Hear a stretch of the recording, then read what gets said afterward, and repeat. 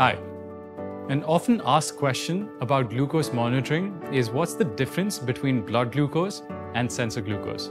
Let me try and explain. Blood glucose meters measure capillary blood glucose with a finger prick, whereas continuous glucose monitors like Freestyle Libre measure glucose levels from the interstitial fluid, which is a thin layer of fluid that surrounds the cells of the tissues below your skin, not from your blood. Interstitial fluid glucose results can be different from blood glucose results because of the time it takes for the glucose to move into the interstitial fluid from the capillaries. This difference is called the lag. With blood glucose monitoring, a lancet is inserted with pressure to reach the blood in the capillary.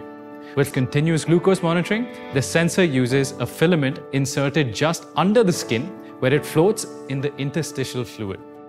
When your glucose is changing rapidly, it rises in the blood sooner than it rises in the interstitial fluid. Let me use the analogy of a train to demonstrate the lag. Think of blood glucose as the engine on the train and the interstitial fluid glucose or sensor glucose as the coach. As carbohydrates are absorbed by the body, they enter the bloodstream first. On level ground, there can be very little difference in glucose levels.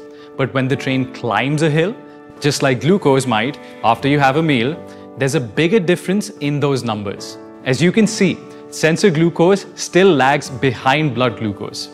Now, after medication or exercise, the train may start to head down the hill, but blood glucose still leads, with sensor glucose lagging. When you scan using the Freestyle Libre, you get 3 different types of data: the current glucose level, the trend arrow, and the glucose graph. The trend arrows help you understand how quickly your glucose levels are changing, allowing you to act instead of react. To summarize, glucose enters the blood before it enters the interstitial fluid. The difference in the timing is called the lag. Blood glucose and sensor glucose readings don't always match. Therefore, it is important to look at all the aspects of your scan to understand your glucose levels. Also, important point to remember is that sensor glucose is clinically proven to be accurate in adults and in children.